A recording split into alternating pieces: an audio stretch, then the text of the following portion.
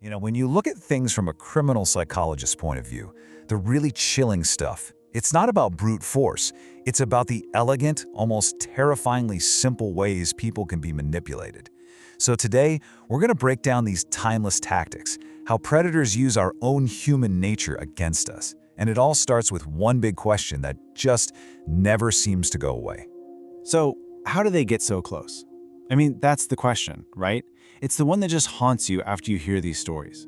We put up walls, we try to be cautious, but somehow, they just walk right in. It's not magic, though. It's more like a psychological key. And the thing is, the most effective key, it's usually the one that looks the most boring and ordinary. Polite, calm, normal. Now, those are the exact words witnesses used to describe a man back in 1974 who was tied to a whole series of disappearances. And that's not people failing to see what's in front of them. No, that's a masterpiece of camouflage. See, the most dangerous predator out there, they don't look dangerous. They look just like you and me. Okay, so how does that even work? How does being normal get weaponized? How does just an ordinary appearance become a tool for an attack? Well, it's all part of a very specific, very calculated psychological game. Let's dive in and really dissect the anatomy of what we call the empathy trap. So here's the textbook definition. But really, in simple terms, it's a social hack. It's brilliant in a terrifying way. The predator knows there's this social script we all follow. That instinct to help someone who looks like they're hurt or in trouble. And they just hijack it. They're not smashing down your defenses. They're convincing you to open the door and lower them yourself. And this whole ruse, it unfolds in a pretty predictable four-step process. First up, step 1, project weakness. This could be anything, a fake injury, a made-up problem, some kind of crisis. That projection is specifically designed to trigger step 2, elicit empathy from you.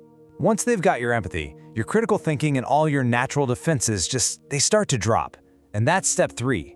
And once your guard is down, that's when they get what they really want, control. Now, to really see this whole thing in practice, we've got to look at the textbook example. This is a case that criminal psychologists have been studying for decades. It's the moment this ruse was pulled off with just chilling perfection, right out in the open. All right, the context here is absolutely crucial.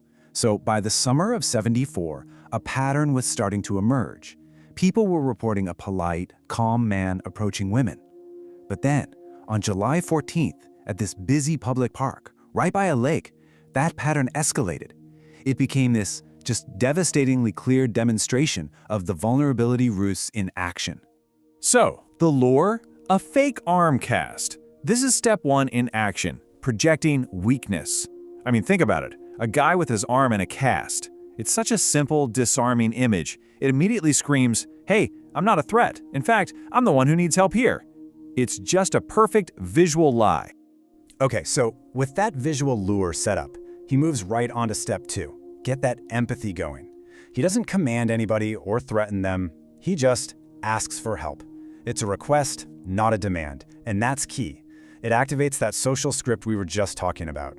Our brains are basically hardwired to respond when someone politely asks for help, especially when we can see they're vulnerable.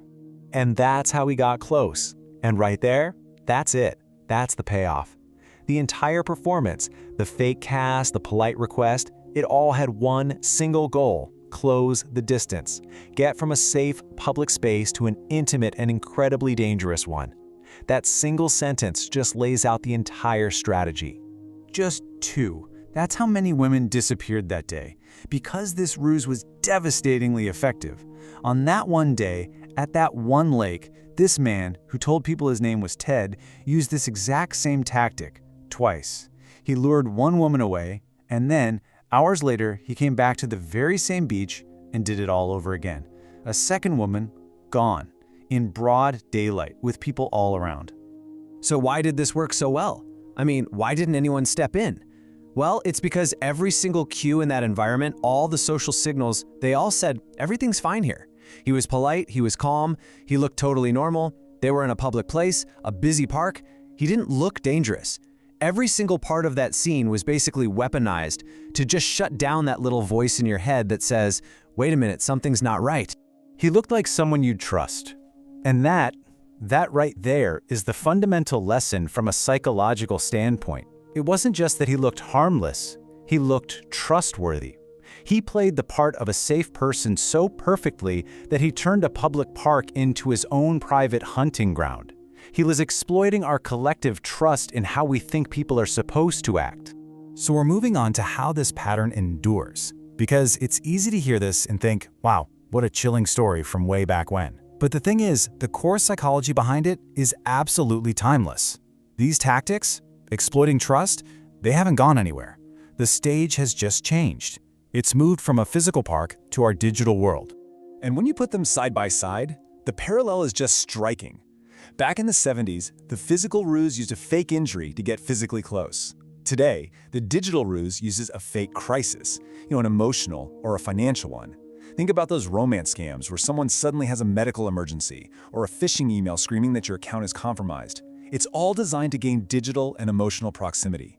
The goal is exactly the same: get close enough to take control. So really what it all boils down to is this.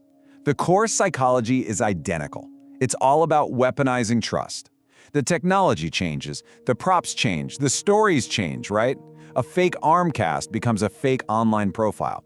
A request to help with the boat becomes some urgent plea for your bank details. But that engine underneath it all, the act of weaponizing our trust by pretending to be vulnerable, that has not changed one bit. The tools change, the tactics don't. And that brings us to the final, really critical question. Who are you trusting? Because just recognizing the tactic is the first step to disarming it. The tools are always going to evolve, but these ancient psychological plays, they're here to stay. So the question for all of us isn't just about spotting obvious danger. It's about understanding the really subtle ways our own best instincts, our empathy, our desire to help, can be turned against us. So think about it. Who are you trusting?